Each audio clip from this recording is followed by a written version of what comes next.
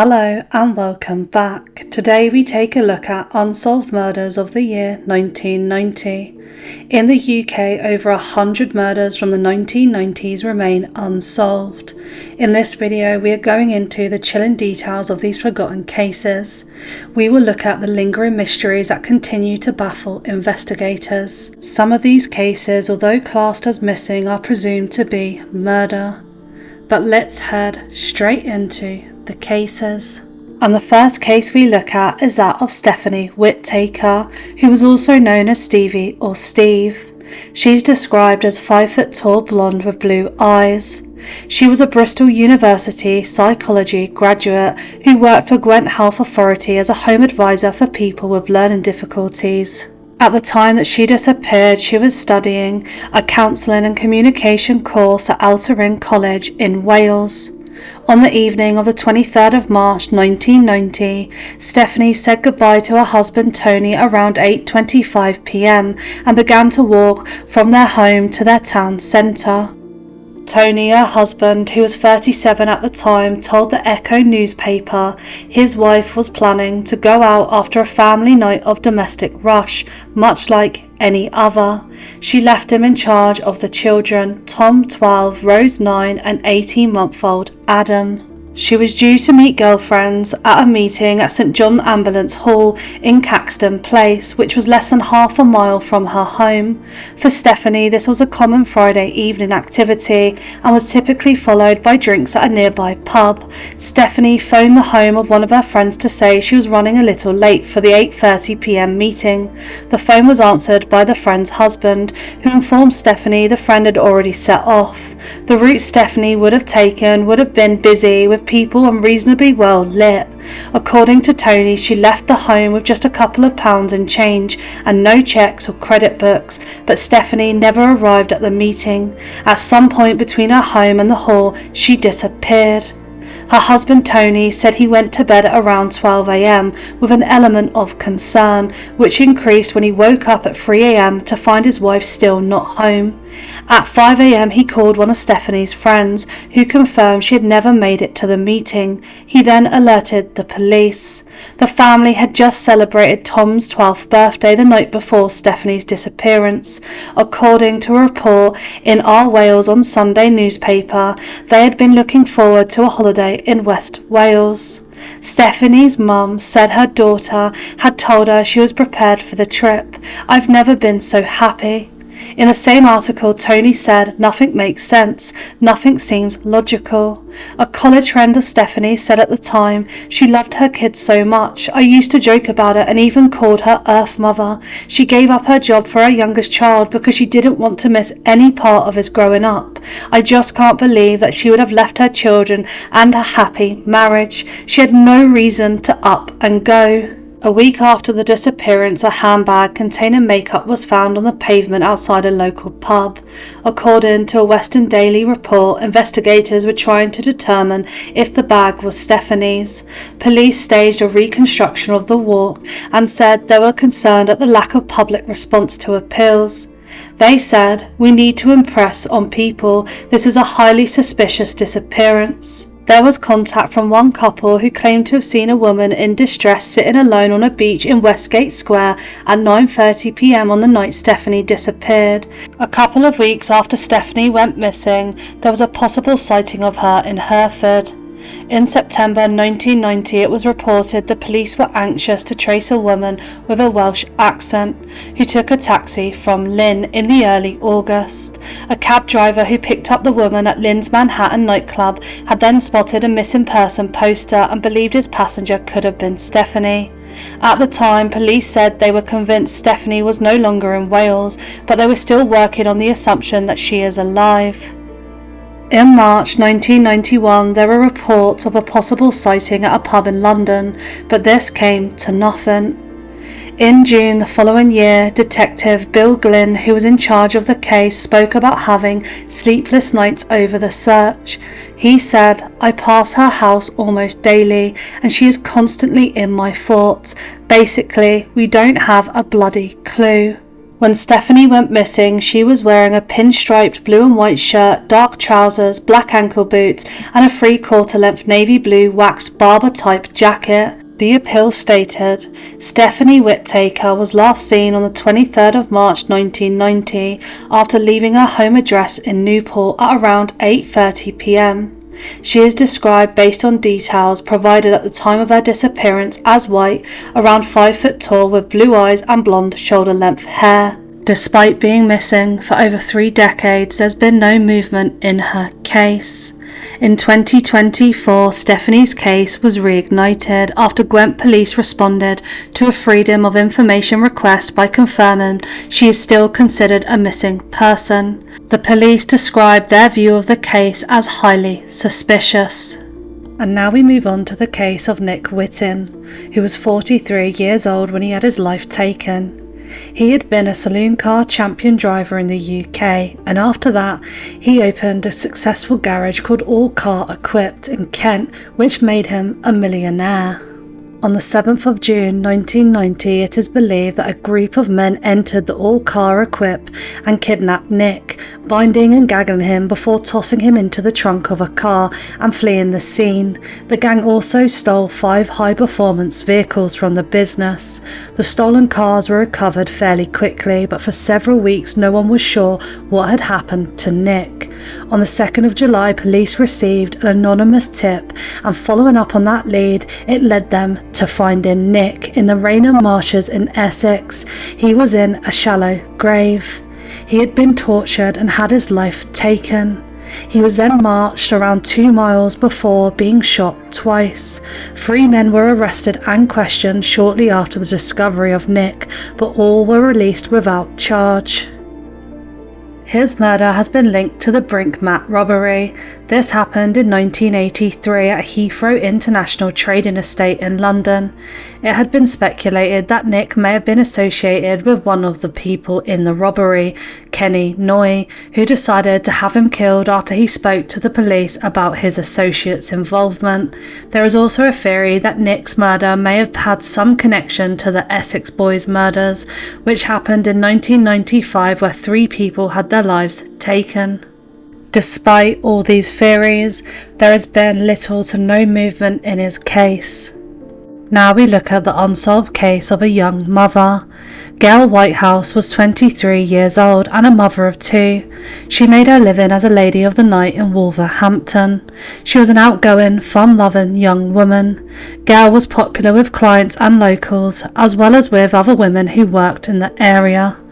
On the 3rd of September 1990, it is thought that she ran across the wrong client. She was last seen alive at around 10 p.m. getting into a grey or silver semi-truck. 3 days later, on the 6th of September, a pair of teenagers found her in the bushes beside Stillhouse Lane, less than 100 yards from where she was last seen. Because of the nature of her profession, police found it very difficult to gain information from any of her clients. Nearly all of them refused to talk to authorities for fear of being exposed. When she was found, she still had all of her jewellery, but her Seconda wristwatch was missing.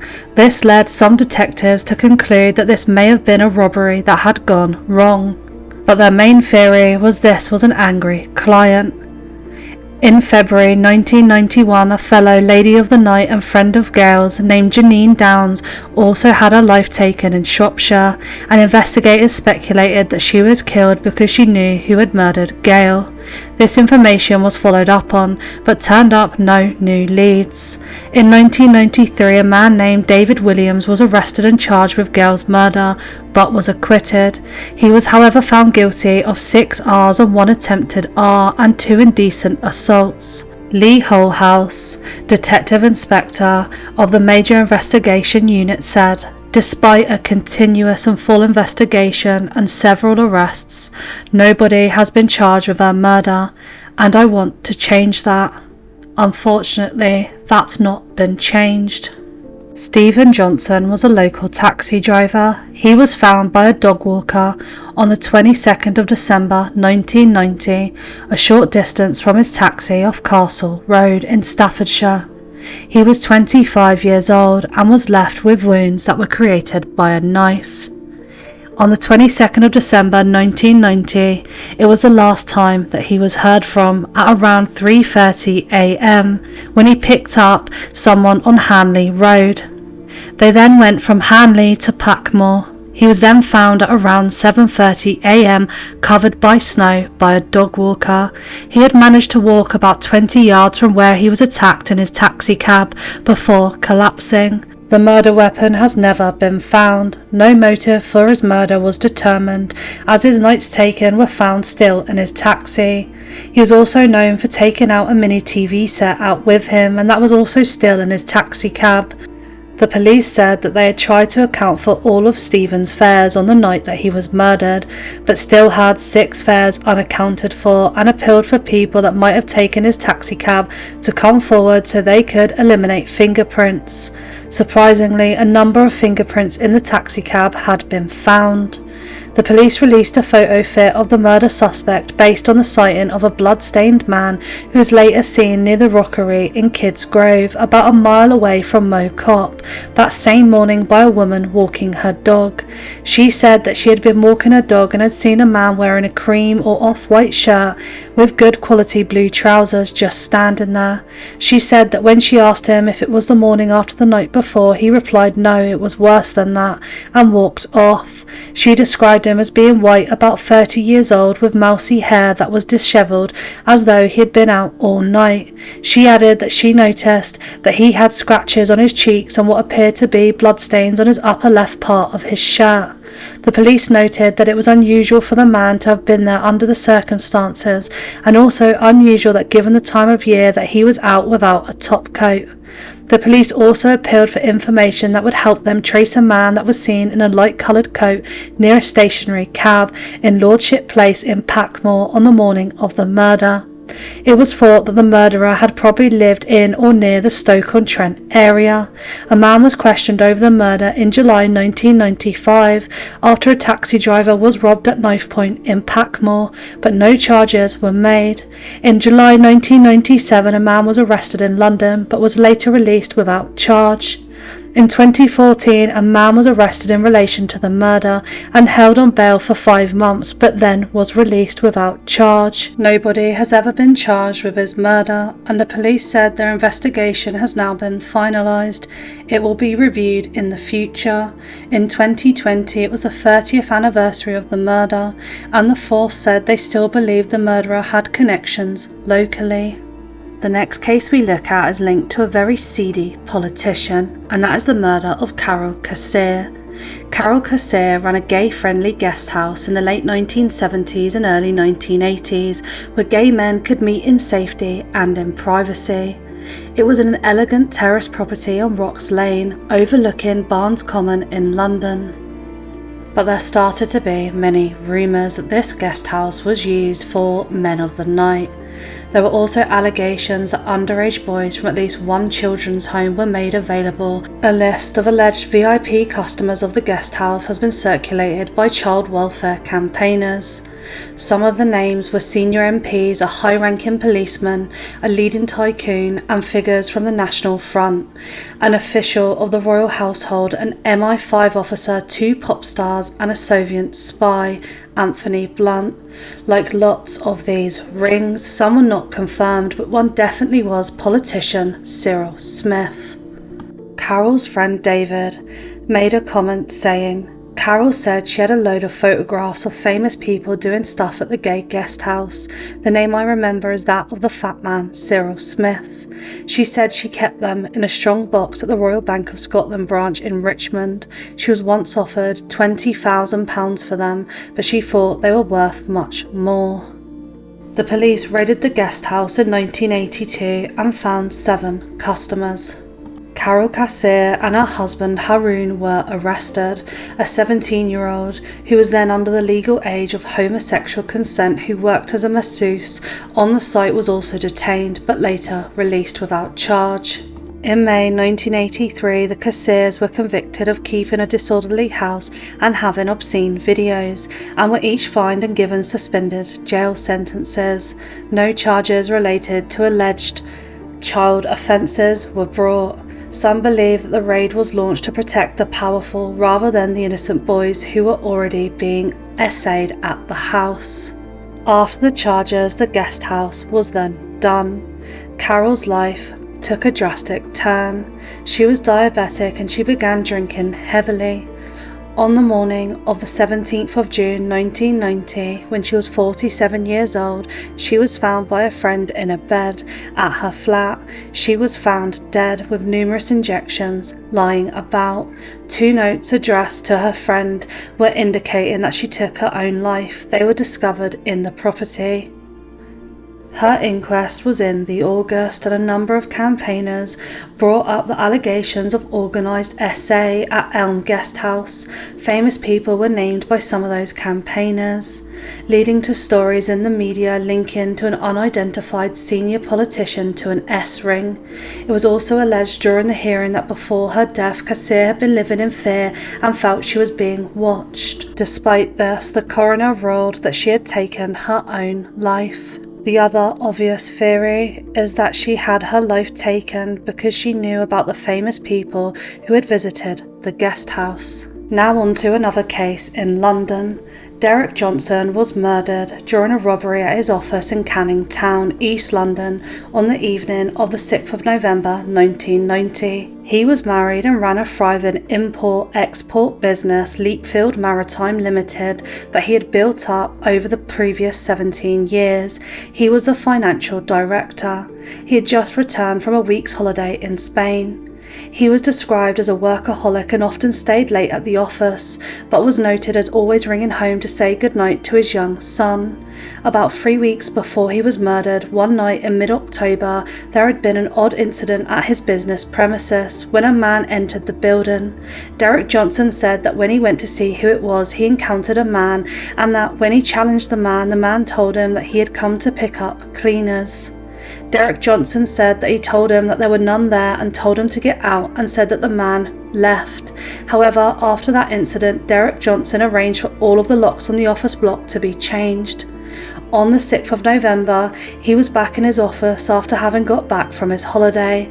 It was described as a hectic day, and he later called his wife to say he was going to have to stay late. It was also noted that his wife reminded him to call his son later to say good night. At 5:30 p.m, the cleaners arrived as usual. Shortly after, a colleague said he popped his head into Derrick's office as he was leaving at about 6 p.m. and saw him talking to a man. He said that then, as he was leaving the building, he noticed a couple of boys standing outside over the road by World Class Imports Limited. He said that as he then started walking along the road, he noticed that they started to apparently follow him, but that when he got on to a further point, he noticed that they had vanished. A man that worked in World Class Imports Limited on the opposite side of the business said that about 6:20 p.m. he had been staying behind because he was waiting for his driver to turn up, who had gone out to do a delivery in Southend, and as such was looking up and down outside the window for him, and said he noticed a dark blue or black car that pulled up outside of the building. He said that the car pulled over and slowed down outside his window, and said that he had hoped that it wasn't a customer. He then said that he carried on looking to see where the car had got to, and said that he saw it come back again a couple of minutes later. The cleaners who were in the office working said that whilst they were there, they saw Derrick Johnson receive 2 phone calls. They said during the first call at about 6:35 p.m, they heard him laughing and joking on the phone. They said that after that, about 5 minutes later, they heard the phone ring again, and said that that time the conversation was longer and more serious. The police later stated that Derrick Johnson had received 2 calls at 6:38 and the next at 6:40 p.m, and that they were the last calls that he would have received. The police later noted that it was important that they find out who made those calls, and appealed for the callers to come forward. The cleaners said that they then left the officers at around 6:50 p.m, leaving Derrick Johnson as the only person in the building. His wife said that Derrick Johnson failed to make his usual call to talk to his son. She tried to call call him a number of times but got no reply. By about 11:50 p.m, his wife said that she was extremely worried and decided to drive to his office, which was about 10 miles away. She said that when she got there she found the doors open, and that when she went upstairs to his office she found him with his life taken in his office. He had been tied up with a rope at his hands and feet, and sellotape had been wrapped around his nose and mouth, and it was said that he couldn't have possibly been able to breathe. The police force said that the rope Derrick had been tied up with was a sash-cord rope, and said that it wasn't manufactured in the UK. They also said that the length of the rope had been used to tie up Derrick Johnson was 24 feet in length, and noted that both ends of the rope had been sealed with a burn. The police said they were interested in hearing from anyone that had sold a similar length of rope around the 6th of November 1990. Even with all the investigations, his case still remains unsolved. Now we move on to an unsolved murder in Epping Forest.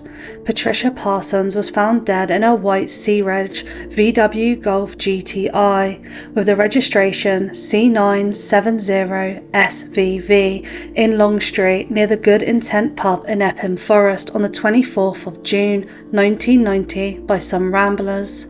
On the morning of the 23rd of June around lunchtime, she had gone out with her boyfriend, who she had been seeing for the previous 2 years. She had recently lent her boyfriend some money so that he could start a restaurant in Harlow in Essex, and her boyfriend was expecting a big party there that night, and said that Patricia had promised to come. Slightly earlier, at about 1:30 p.m. near Fernhall Lane, a woman was driving along the road through Epping Forest when she said she saw 2 cars parked on either side of the road, a red one and a green one. She said that she knew the area was popular with people walking their dogs or out to eat their lunch, but said that she had noticed that there was a noting of something weird going on. She had been going out shopping and said that when she returned about 5 hours later, the 2 men were still there in the cars. Later, about 3:30 p.m, Patricia left the restaurant saying that she had to go to a garden centre on her way home, but agreed to meet her boyfriend in the restaurant later. At 5 p.m, a neighbour said that she thought that Patricia had a visitor. She said that she saw a black car drive up to her house driven by a black man. She said it looked odd to her, as it didn't look like a minicab to her, as it was too lovely of a car. She said that she could see Patricia's VW Golf car was there, but said that the man in the black car didn't get out, and said that he pulled into her drive, turned around and then gave a nod and then drove off. The police later said that they needed to eliminate the driver. It was noted that the car had a distinctive V-shaped aerial. At 6 p.m, Patricia's boyfriend called her at her home and they had a conversation. He said that Patricia told him that she had got some flowers from the garden centre and that she was just getting ready to go out, and that he told her that the event was to start at around 7:30 p.m, and she asked whether he meant 8 p.m to 8:30 p.m, and that he told her to just get there as soon as she could. It was about the same time that the woman had been out shopping and had seen the 2 men with 2 cars on the road in Epping Forest. She came home and said that the men were still there, which made her a little suspicious. She said that when she got home she commented to her husband that it was odd to see 2 people standing there for about 5 hours. At about 7:30 p.m, Patricia was seen to drive away from her house alone, but to come back about half an hour later. The police said that they didn't know where she went. At about 8 p.m, Patricia's boyfriend said that the event had started and that there were a number of people at the restaurant, but Patricia had not shown up, so he called her home. He said that he spoke to her and complained that the party had already started, and then asked if she was alright, noting that she sounded like she had been sleeping, but said Patricia told him that she was alright and she had something to tell him, but that she couldn't tell him over the phone, and that she would tell him when she got to the restaurant. However, Patricia's boyfriend asked her to at least tell him whether it was good or bad, and she told him that it was good. Patricia's neighbour said that he was watching the World Cup on the TV at about 8:30 p.m. when he heard a yell. He said he then turned the volume down and heard a loud argument going on next door with a man shouting at Patricia. He said that he became concerned, and so he went outside to where his car was, and that he looked into Patricia's kitchen window where he could see the light on, but couldn't see or hear anything. He said that he then went back in, and then the next thing he saw was Patricia's door bang, and then went to his kitchen window, where he saw Patricia getting into a car with a man, noting that the man got into the driver's seat while Patricia got into the passenger side, and then they drove off. The neighbour said that he thought that the man that got into the car with Patricia had fairish hair. Patricia never turned up at her boyfriend's restaurant, and the police said that they thought she had been forced to go to Epping Forest. At about 9:15 p.m, her boyfriend called her home but only got her voice messaging system. The following morning, her VW Golf car was seen in Epping Forest, near to where the two suspicious cars had been seen waiting the afternoon before. Then later, about lunchtime, a rambler passed by the car and looked inside and saw her.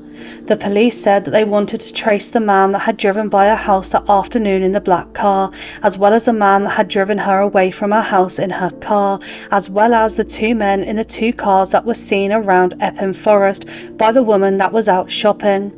The police said that it was clear that the murder was an execution. They said that they were not satisfied that they had determined the motive and appealed for anyone that knew her to come forward. Patricia was divorced but was described as wealthy and owned 3 houses. Her house was said to have been worth $500,000. She was said to have been a masseuse and a lady of the night, and to have provided discreet services to a range of celebrities and VIPs. Her clients were said to have included a judge, a television presenter, and other known celebrities. She'd also run a sauna in Camden Town on Eversholt Street and New Experience Sauna, working there 3 days a week and having worked there for about 12 years. She was known there to all her colleagues as Debbie. She was known to have a black or blue notebook in which she is thought to have kept the names of over 200 clients, including the names and telephone numbers of famous celebrities, but it was never found. It was thought that her murder had been a contract killing to prevent her from disclosing certain names to a newspaper. A friend of Patricia's said, "Lee was strikingly attractive. She loved her work and saw herself as a social worker on behalf of lonely men. She dressed to please them and relieved their fantasies." It was reported that she passed away by having been shot in the head by a crossbow 3 times. There had been a wedding reception nearby in Upshire Village Hall near to where she was found, and the police appealed to anyone that had attended it that might have seen something to come forward. A few years ago, Scotland Yard Cold Case Review Team took on the investigation, taking DNA samples from her friends and relatives and re-interviewing people who saw her that day, but there have been no further updates. Now we move to Cambridgeshire, where Andrew Bedford was last seen eating what was thought to be fish and chips in a light blue Ford Cortina estate car. He is believed to have been shot later that evening in a garage called Mongrel Cars where he worked. The main suspect has since passed away. He was reported missing by his girlfriend on the following day, Saturday the 29th of September, after he didn't come home as planned, but the investigation into where he was didn't go anywhere. In 2015, bones were found on Landolph Stocking Fen Road in Ramsey, and a man was arrested, but no charges were made. The search took the police 13 days to complete. It was reported that forensic tests were being made by an expert, but the results are not known, although it was initially said that the bones were consistent with having been human. 8 people were also later arrested in January 2016, but there were no charges. Andrew was about 5'8" tall, of medium build, had mousy blonde and curly shoulder-length hair, and had a number of tattoos. When he was last seen, he was wearing overalls, a khaki jumper, a pair of jeans and a pair of trainers. It was suggested that Andrew had been going to give evidence in court about a stolen lorry, although it was thought to have been just a rumour and that he was not doing anything like that at all. The police searched a pond in Ramsey after they received a tip-off that Andrew had been shot. However, no charges were made and the case was officially closed in September 2020. The police operation to find Andrew's murderer is called Operation Ongar, and they've had no results. Now on to a case of a Glaswegian woman who moved to Darlington and was murdered. Anne Heron had her life taken in her garden while she was sunbathing on the 3rd of August 1990. She was originally from Glasgow, like I said, and had moved to Darlington with her husband, who was the director of a transport company. It was reported that Anne Heron's husband had met Anne whilst he was on a golfing holiday in Scotland, and that they had both left their spouses, each of them having 3 children, to marry. She had been shopping earlier in the day, around 10 a.m. in Darlington with a friend, and had been planning to go out later that night with another friend for a get-together with a number of other girls. She lived in a house about a mile out from Darlington on the A67 towards Middleton St George, and after shopping went home, where she later met her husband at about 12:52 p.m. when he came home for lunch. His office was just down the road. Her husband said that when he spoke to Anne during lunch, she told him that she was going to get a couple of hours sunbathing done as she hadn't had a chance that morning. He then left to go back to work at 2 p.m. Shortly after, at around 2:30 p.m, one of Anne's friends called and they spoke about the party that was taking place that evening, and Anne told the woman that she had been trying to get in touch with her for some days to tell her that her car was full and that she wouldn't be able to take her to the party. Shortly before 3:30 p.m, a woman on a bus was passing Anne's house and said that she saw Anne there in her garden sunbathing. It was said to have been the last known sighting of Anne. At about 4:45 p.m, a blue car, thought to be an Astra, was seen outside her house. A blue van was also thought to have been seen sometime later parked at the end of her drive with 3 men in it. The van was noted for having a distinct Trident logo on the side, and the police appealed for anyone who recognised the feature to come forward, stating that they simply wanted to eliminate the men in the van from their inquiries. However, it was also noted that the Trident logo shown in their police appeal was only from the memory of the witness that saw it, and as such only a representation, and that the actual Trident logo was something like that, and probably not exactly like the one shown. Just after 5 p.m, a taxi passed her house and saw a person running or jogging down the road. The woman that saw him said that she was surprised that he was running so fast and wearing long trousers as it was such a hot day. She said that he ran off towards Middleton St George. The police said that they thought that the man was a local jogger and said that he might have information that could help the investigation. The jogger was said to have been wearing a blue vest and black shorts or trousers. At about the same time, at 5:05 p.m, a taxi driver said that he saw a car speeding down the road. The taxi driver said that he wasn't sure if the car was going to stop and then accelerated past him very quickly. Anne's husband came home just before 6 p.m. He noted that Anne was not there to meet him when he got home, which she usually did, and said that he then found the front door wide open. He said that when he went into the house, he found Anne in the living room with her life taken. When the police investigated her murder, they said they thought that it was quite probable that Anne had known her murderer, noting that there were no signs of struggle either inside the house or outside. As such, the police said that they needed to know anyone that knew Anne that they hadn't already contacted to contact them. Police said they thought that the blue car, possibly an Astra, that was seen outside her house at 4:45 p.m. was the same car that was seen driving away at speed by the taxi driver, and suggested that whilst a witness had described it as possibly being an Astra, it could have been a Mazda Toyota or a similar car. The police were unsure of the motive. Some of her bikini was moved. They said that they thought maybe it was a robbery or it could have had a sexual motive. In 1994, a local newspaper received a letter that started, "Hello editor, it's me, Anne Heron's killer," but there were no further leads. Anne Heron's husband was later charged with her murder in 2005, but the charge was later dropped. It was heard that at the time of the murder he had been having an affair with a barmaid from his golf club. It was noted, however, that he had a credible alibi as he was at work at the time of the murder. In August 2020, it was reported that an escaped prisoner who passed away in 2011 was a possible suspect. The man was described as a violent criminal and to have had ties to the area. He also owned a blue car. It was noted that his criminality involved assault and robbery. The lead was put forward by an investigator working on behalf of Anne Heron's husband, but there was no further leads to the case. There has been cold case reviews, but again, nothing has moved in her case. Now on to West London. Surinder Gill was a successful financial advisor in West London who lived on Dane Road with his wife and 2 children. He was described as a life of the party by his friends, but on the 29th of January 1990, he was murdered by at least 2 people. He was found by a passing rider. Despite media appeals and a reconstruction on Crime Watch, no one has ever been charged for his murder. On that day he died. The 33-year-old dad had dropped his daughter and his brother's children to school before travelling into his office. He had his lunch in his car as he drove between seeing clients, and he stopped to grab a sandwich and chips in South Road.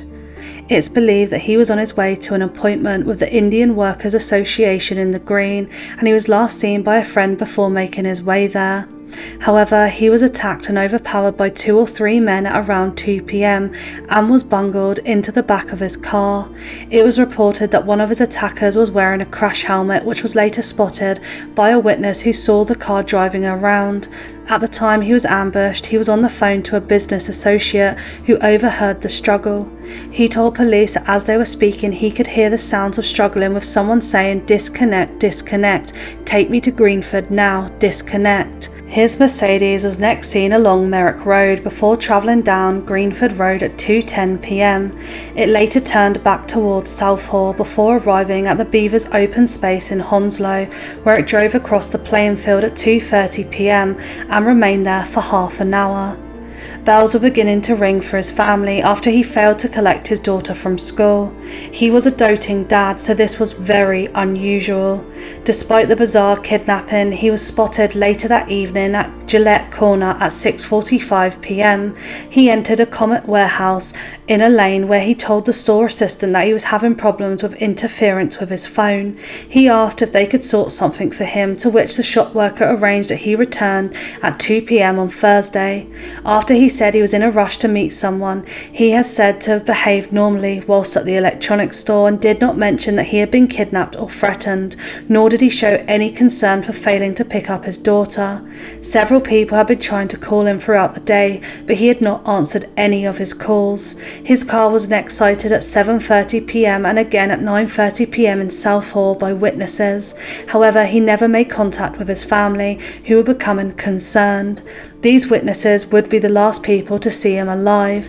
At 7 a.m. the next morning, a man named John Wilfred was out riding his horse next to Beaver's open space when he spotted the parked maroon Mercedes and made his way over before discovering him slumped on the front passenger seat. As a financial advisor, it was suggested that he may have hired to launder money or may have unknowingly become involved in a money laundering or tax avoidance scheme. If he had crossed them or let them down, this could be a motive for his murder. The trail has run completely cold. It's been 3 decades and there have been no answers as to what happened to this family man. Now on to the area of Hampstead, where Richard Barry had his life taken on the 18th of November 1990. Whilst on his way home from a party, he passed away 2 days later. He had left a party in Belsize Park at around 3 a.m. on the Sunday, and as he was along Roseland Hill towards Hampstead, he was attacked. He afterwards managed to continue on to Heath Street, where he collapsed. He had been hit around the head with a 2-foot long piece of wood. Before he passed away, Richard was said to have given a confused account of what had happened, talking of 3 men attacking him, one of them being black. He also mentioned a Ford Cortina car, which was possibly blue. He also said that he had met a man outside a tube station who had demanded money. Richard had been wearing a distinctive fez-type hat at the time, a dark bomber jacket and jeans. He had been studying for a PhD in statistics at London University College and would have qualified in just a few months. He had planned to look for work overseas. His case is completely cold and there has been no movement in any investigations. Now on to a case that went from a missing person to murder. Ian Erskine was found wrapped up in a plastic bag in the River Cam in Cambridgeshire on the 25th of March 1990. He had gone missing in London on the evening of the 15th of December 1989, which is when it is thought that he had been murdered. He was a research officer with the Bank of England and had lived at 5 Norland Square in Notting Hill, where he was regarded as quiet and pleasant. He was gay, and the police said that they were interested in tracing a man that he had spoken of to a number of his friends at the time before he vanished, and indicated that he was going to meet on the evening that he disappeared. It's thought that he had met the man in a gay contact magazine under the section S&M. It was further noted that following his disappearance, Ian's access card had been used a number of times to withdraw money, buy an expensive watch and to hire a red Fiesta car before it was finally confiscated in Holland. A man that was in the Norland Arms said that he remembered seeing Ian in the pub sometime in November 1989, saying that he saw him meet a young couple who he considered he had met by some kind of prior arrangement or appointment. The landlord said they looked like a professional couple on their way home from work, both being smartly dressed, and said that they would stay and chat with Ian for about half an hour. The landlord noted that shortly after the couple left, another man would join Ian. He said that the man would sit down with Ian at his table and that Ian would then go and get him a drink. The last time the landlord saw Ian or this mystery man was in November 1989. 2 days before Ian disappeared on the 13th of December, he had invited a friend of his round to his flat for dinner. Ian told his friend of this mystery man he was meeting. He said they were meeting on Friday night, which was the night that he disappeared. The description the police gave of the man that Ian was going to meet was that he was in his 30s, about 6 foot tall and slightly above average build, with dark hair down to his collar. The police also said that they thought Ian's gay connections and this man were the most significant leads they had. However, it was also suggested that he had been murdered after he had uncovered a money laundering operation of some sort, possibly drugs, but it was also stated that the possibility was soon discounted. There has been no movement in his case. This next case is another victim who was found in water. Paul Stevens was found floating face down in the Grand Union Canal just behind Nestle's factory in Southall at 5:45 a.m. on the 23rd of August. It was thought that he was murdered at around 4:45 a.m. He was last seen the night before at 10 p.m. on the 22nd of August, about 3 or 4 miles away at a public house in Hounslow High Street. He had been drinking earlier at another public house, also in Hounslow High Street, at around 5:45 p.m. and had arrived at the pub at 9 p.m. He was last seen by the barman who served him at about 10 p.m. The barman said that he remembered him particularly because Paul Stevens normally drank half pints. It was not known how he had got from Hounslow High Street to the Grand Union Canal and Southall. Paul was 33 years old, 5'5", about 9 stone, and had a full dark beard and dark hair.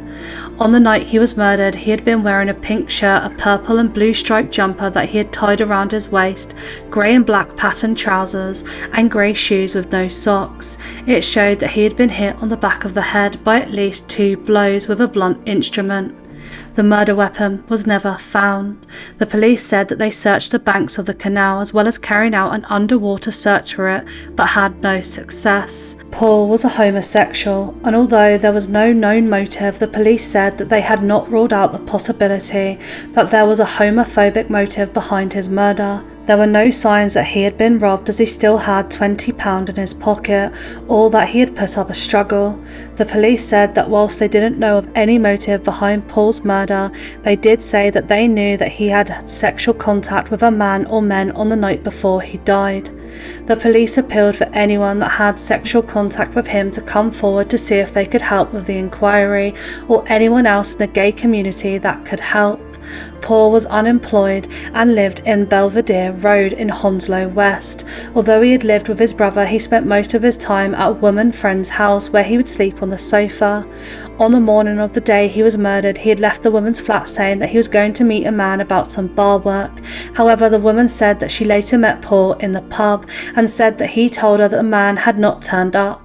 It was later revealed that he did later meet the man, but the man had lied to Paul in order to wind him up and that there was no job. When Paul left the pub after meeting the woman that he lived with, he asked her to leave the door on the latch, which the woman said she later thought was odd, as Paul would always knock before coming into her flat, no matter what time of day it was. However, he didn't go home that night. At the time, police said they were interested in speaking to two men who Paul Stevens had been seen speaking to earlier in the night. They released artists' impressions of them. The first was a man that Paul had been seen talking to in a pub in Hounslow. The man had initially been one of three men that Paul had been talking to there and had brown hair and had been wearing a suit. The second man was a man he had been speaking to later in another pub. Despite many statements by the witnesses who had seen him in the pub, his case moved to a cold case. There has been no further movement in his case, and the police have not reviewed it. Now onto a case with little to no information. Richard Humphreys vanished on the 3rd of February 1990 from his home. His blood-stained Ford Sierra car was later found abandoned at Heathrow Airport on the 12th of February 1990. It was in the long-stay car park at Terminal 4. Richard Humphreys had been a taxi driver and had just renewed his weekly contract with Purely Cars on the day he disappeared. His passport was later found at his home, and that's all the information that was gathered in the investigation. Now on to the murder of a millionaire. Patrick Hurling was found dead in his burnt-out house in the early hours of the 1st of December. He had no clothes on, and several fires were lit throughout the building. There was no smoke in his lungs, and he was found in the downstairs bedroom at his house. The fires appeared to have been started in several locations in a bid to cover up his murder. The night before his murder, he had been out drinking at the Angel Public House in Waltham Abbey, which was just across the road from his office. He left the pub shortly before 11 p.m. and drove off home in his BMW 7 Series car. He was a millionaire accountant, and a number of valuables had been taken from his house. The list that the police released was a man's wedding ring in 18-carat white and yellow gold, 9-carat gold bracelet with the name Pat spelled in 25 diamonds, a 9-carat gold signet ring with 9 diamonds, an 18-carat gold ring with a diamond set in platinum and a gold ring with a black onyx stone, a black leather wallet, Bridgman Gold Society, 1989-1990. 3 people were arrested in relation to his murder at around the same time, but no charges were made. During the police investigation, over 600 statements were taken, 1,700 people interviewed, and 1,800 lines of inquiries pursued. He had recently just split up with his 29-year-old wife, and she had moved out of their house with their 3 children. His detached house was said to have been worth £217,000 at the time. He had recently just put it on the market. Despite all the interviewing and their lines of inquiry, there was no key figures that came up in the case, and no one has ever been charged. Bryan Adams' murder is our last case. He was shot in the back garden of his home in Alveston on the 14th of August. He was shot twice at point-blank range with a single-barreled shotgun at about 11:30 p.m. by a man wearing a balaclava. He had just returned home on his new motorcycle that he had bought with his girlfriend when he was shot. It was thought that Bryan had got home on his motorbike, that the man wearing the balaclava had come out of the shadows and put the barrel of the gun into the back of Bryan's motorcycle crash helmet and then fired twice. One shot was said to have deflected off Bryan's shoulder and to have then entered his head, whilst the other was said to have gone through. The police said that they thought that he had been shot with an Astra, Cyclope or a Vanguard type shotgun, and that his murder bore the hallmarks of a professional hit. The shots were heard by neighbours who said they saw the gunman run off along a dark alley. He was found by one of his neighbours slumped yards from his back door. When the police reviewed his case in 2004, they said that they believed that someone knew who murdered him and why they did it. No motive was ever found. It was said that police close to the case still thought that it could be solved. Bryan ran a heavy plant windscreen replacement business, and he had 3 children. Unfortunately, with all the lines of inquiry, his case has never been solved. And that concludes our video today. I hope you enjoyed this video. I looked at the comments and a lot of you said 80s and 90s, so I thought the first year of the 90s was best. Of course, this is a running series. I've done 2022, 1990 now, and I will probably continue through the 90s as there are so many unsolved cases. As always, thanks so much for watching, and until next time.